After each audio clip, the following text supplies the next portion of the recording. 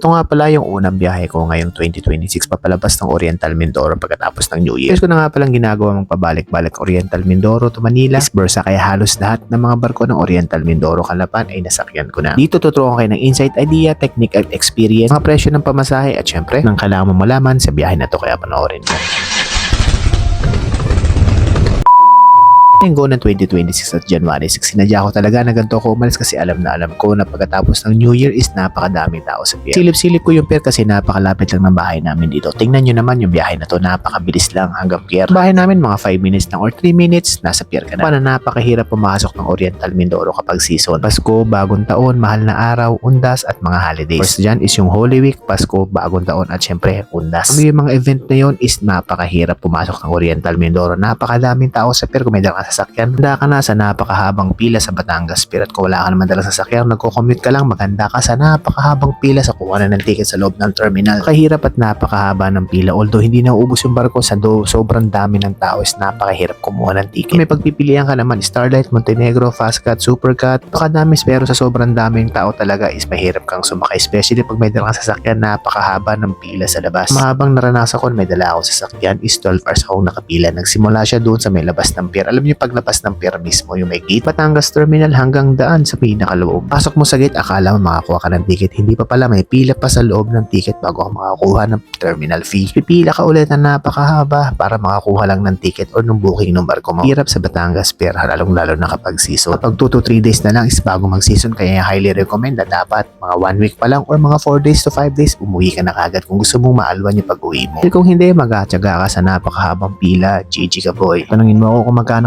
pamasahe ng barko mula dito sa amin sa Calapan hanggang sa Batangas, vice versa is 1,300, actually 1,200. Fix yung 4 pesos, hingi mo ba yung 4 pesos na sukli mo? Grabe ka naman. Tapos magbabayad ka pa ng terminal fee na 65 pesos. Ewan ko lang, sabi nila ngayon 2026 tataas yung terminal fee. Hindi ko alam kung totoo nga ba. Palitaan nyo naman ako kasi hindi ko rin alam. 1,296 pesos nga pala or 1,300 is kasama na yung pinaka-driver doon. Driver ng motor at kung may backride ka, syempre magbabayad ka ng regular na pasahero, mga 500 pesos. Kung may makakasabay na merong backride, 1,800 ang binabayad nila. At by the way, sa Montenegro Shipping Lines at syempre sa Starlight, isang bayad is 1,300 lang, pero nag-iiba yung presyo pagdating sa Fastcat. Mahalang motor sa Fastcat, 1,800, especially kapag naka-big bike ka, mas mahal. Maintindihan kung bakit ganun mas mahal sa kanila. Hindi ko rin alam kung bakit. Isang shipping lines na hindi ko pa nasasakyan kahit isang beses, yun yung Baleno. Yun na ba yun? Kung nasakyan nyo na, kwento nyo naman sa akin yung experience nyo. Para sa akin, hindi ko pa siya nasasakyan. Ngayon, kukuha nga pala ako dito ng ticket or booking sa Montenegro Shipping Lines. Bago ka kasi makapasok sa pier, pag may dalang sasakyan, is titigil ka talaga sa gilid or paka muna ng booking. Pero after ng mga holidays, napakahaba ng pila dito. Actually, papipilahin kayo sa 5. Alam niyo yung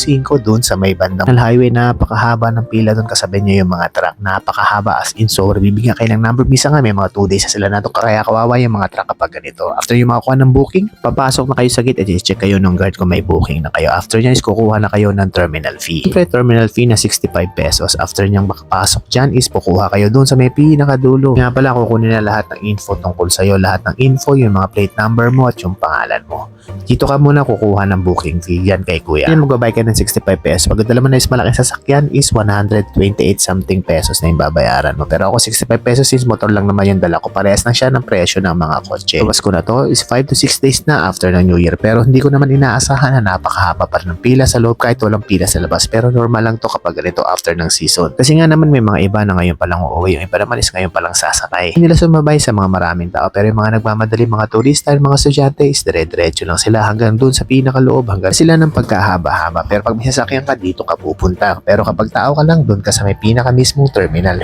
At dito nga pala nakapila yung mga sasakyan sa loob nito. Yan, may mga number nga pala yan. Tapos pipila ka dyan para malaman mo kung ikaw na yung kasunod, kung ilang row na siya. Alam mo ba na akala ko is walang pila, yung pala napakahaba ng pila nandun sa may kabila. Kaya dumire-diretso na ako dito sa Montenegro na barko na sasakyan ko dapat. Akala ko makakasakay ako dito sa may edita na to, pero hindi pala ako dito makakasakay. Dumiretso pa naman ako. Akala ko wala na yung pila, yung pala napakahaba. Akala ko solong-solo ko na. Pero pinabalik ako nung guard, sabi sa akin doon sa may kabila. By the way nga pala, kapag ganitong season is wala na yung mga intervals nila dati kasi. Ang mga lumalabas kasi is every hour is merong biyahe. Yung tipong pag ganitong season, wala na yung numbering system nila. I mean yung sa mga barko kasi dati sa orasan is AD is Montenegro Shipping Lines. Kapag EV naman, syempre Starlight na yung pinaka-aalis or yung tipong alternate sila dalawa. Pero ngayon pag ganito, pag may booking ka, dire-diretso na. Pag napuno yung barko, alis ka agad. Walang oras-oras. At hindi nga ako umabot sa lintik na barko na yan. Kaya dito ko naghintay ng isang oras sa may pinakapila na to. Napakadami namin dito. At dito nga, tinan nyo, may aso pa yung PIDEA. Hindi ko rin alam kung ano yung hinahanap ng aso na yan. Pero kung gusto talaga nilang hanapin, dapat sa mga sasakyan, lahat ng sasakyan hinahalugog nila. Pero dyan, napansinin nyo, dyan lang nila pinapaamoy sa mga motorsiklo. Alam nyo ba na after nyo ang ginawa nila, nag-picture lang tapos umalis na, ewan ko ba kung anong ginagawa niya. Pero kung seryoso talaga sila, dapat lahat talaga, pati yung mga bus, dapat halugogin nila at amoy-amoyin. Pero dito, hindi. Ang ginawa lang yan is inamoy lang yung mga motorsiklo. Pagkatapos niyan is umalis na sila gamit-gamit yung nakakarag-karag na adventure. Ito nga pala yung dalawang Montenegro Shipping Lines. Isa nga pala dyan, isasakyan natin. Ngayon mamaya, sasakay na tayo dyan. Ako umabot sa unang barko, kaya pangalawang barko na ako. By the way, big bike nga pala yung dala ko. Pero kahit big bike yan, presyong scooter lang yan pagdating sa Montenegro Shipping Lines. Yan ang gusto ko sa Montenegro at sa Starlight. Napaka-ayos na ayos yung mga serbisyo nila. Pag ganitong season, huwag ka nang mamili ng mga barkong sasakyan mo kasi talagang wala kang pagpipilian kundi para lang makauwi at makaalis ka dito sa Oriental Mindoro or sa Calapan. Actually, diyan ka magbabayad sa may bandang harapan ng barko kasi diyan yung may naniningil. Bibigay mo diyan yung pinaka-booking mo at syempre pakukunin din nila diyan yung terminal fee mo. Diyan nila malalaman kung meron kang terminal fee o pumasok ka lang ng basta-basta. At hindi ka makakasakay diyan basta-basta, dapat meron kang booking. Tingnan nyo to yan, mga nakapilang yan, papasok yan at magbabayad. Dito kami nga pala at puro kami mga nakamotor. And after mo magbayad, syempre papasokin ka na, ikakamada ka na sa loob. Actually, yung mga motor is paningit lang nila yan. Sa mga gilid-gilid ka na ilalagay, may sa katabi mo, mga truck. Ang ngayon na yung katabi is yung mga may kargang mga baka or may hanggang kargang mga hayop kasi dumidikit talaga sa upuan at sa damit mo. At syempre, dito nga pala kami pinuwesto sa ilalim ng hagdan. Okay na okay din dito, pero pag lalabas ka is ikaw na yung huling-huling lalabas kasi napakabigat ng big bike. Actually, sobrang bigat niya. Isang beses nga tumumba ako dito din sa Calapan, pero akala ko naka-side snot na. Hindi ko na recover sa sobrang bigat. 280 kg ba naman. Nakaugalian ko na yung magbigay ng pangkape dyan sa mga tao dyan sa barko kasi misa tinatali nila ng maigpit. Misa kasi totropahin mo rin sila. At syempre, papwesto na natin yung motor natin, sa center stand natin kahit alam natin na mabigat. At tinulungan nga ako ni Kuya. Tingnan mo naman kung gaano kabigat to i-center stand. Yung buong force ko talaga, ayan, center stand na. Tapos hindi pa pala nakadiretso, kailangan ulit-ulitin natin. Ayan, ulitin natin yung ating pag-center stand at ilalagay natin sa pinaka-sentro.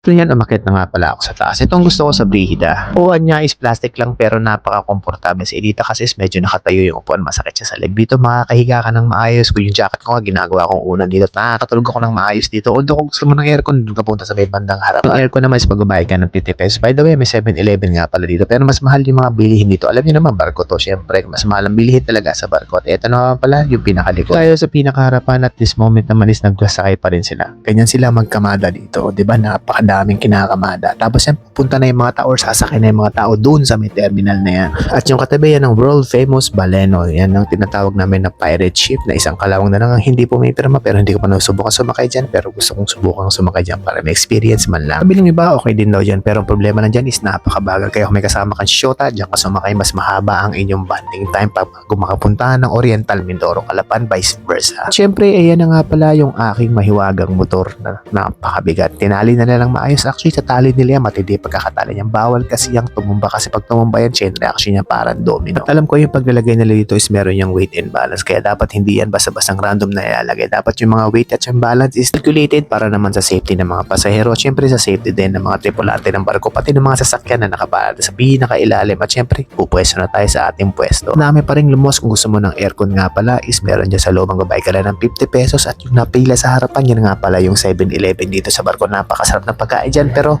kung gusto mo makatipid, magbaong ka ng itlog kasi mabubusog ka rin naman. At this point, itong biyaheng to is meron siyang kasamang kalabaw or baka.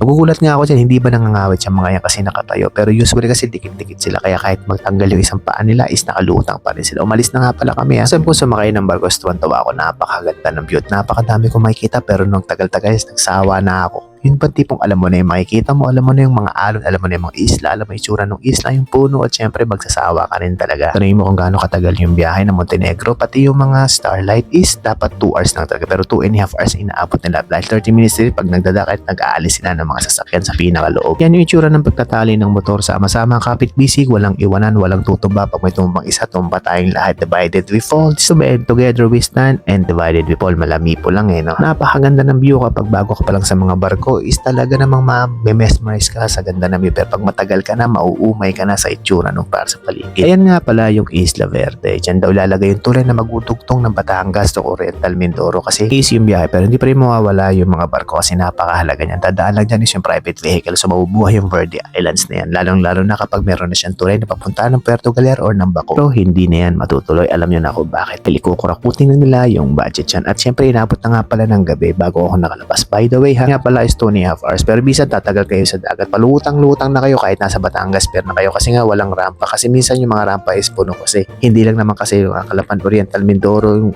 biyahe. Pakadami kasi yung barko na dumodong sa Batangas Pier. Parang ano yan, international port talaga siya. At lahat ng part ng Pilipinas is dyan napunta. May Cebu, may Romblon. Nga pala at may Iloilo din nga pala dyan. At syempre lalabas na tayo. Huling-huli nga pala tayong lalabas kasi nga diba dapat ubusin muna natin yung mga sasakyan na nakaparada bago tayo lumabas. Napakabigat ka ng motor na para masafe at wala tayong magasgasan, wala tayong babayaran, huling-huli na lang tayong lalabas. Tatanungin mo naman ako kung gaano kabilis ang biyahe kapag naka-big bike ka mula dito sa Batangas Pier hanggang Cavite. By the way, sa Cavite nga pala ako umuwi. MCX nga pala yung tinadaanan ko. Batangas Pier, magpasok ako sa expressway sa Starto, lalabas ako ng Turbina. Actually, dire-diretso na hanggang MCX. Kung babayaran mo toll gate nun is 255 pero nagmahal na ngayon, 285 na siya. Yung biyahe, depende kasi nakuha ko siya dati ng 1 oras lang. Talagang literal 1 oras nakalabas na ako sa MCX. Pero usually kasi mga 1.5, mga ganyan, makakauwi na ako sa bahay. Nandun ako sa bahay namin na after 1.5 hours sa Imus Cavite. Hindi ko natitipid, syempre. Hindi ko natitipirin yung pinakapambay ko na expressway. Kasi bilis naman yung biyahe kapag naka-big bike ka kasi nakakasingin-singin ka sa traffic. Although maraming ginagawa ngayon sa expressway, lalong-lalo sa Startol. Kaya makipot yung daan, malubak at syempre traffic minsan. Hindi ko naman ako dadaan sa expressways, Tagaytay ako dadaan. Usually sa mga Lemery dyan, umabot ako ng mga 2 hours to 2.5 hours. Depende kasi minsan in-enjoy ko yung view. Papagpaspasan, mga 2 oras, shoot na shoot ka na sa timba. Tapos ako sa Tagaytay, Amadeo, tapos sa General Trias, tapos dire-diretso na sa Imus. May daanan naman doon papunta sa amin. Lahat ng gasto sa pamasaheng to is nasa 1.3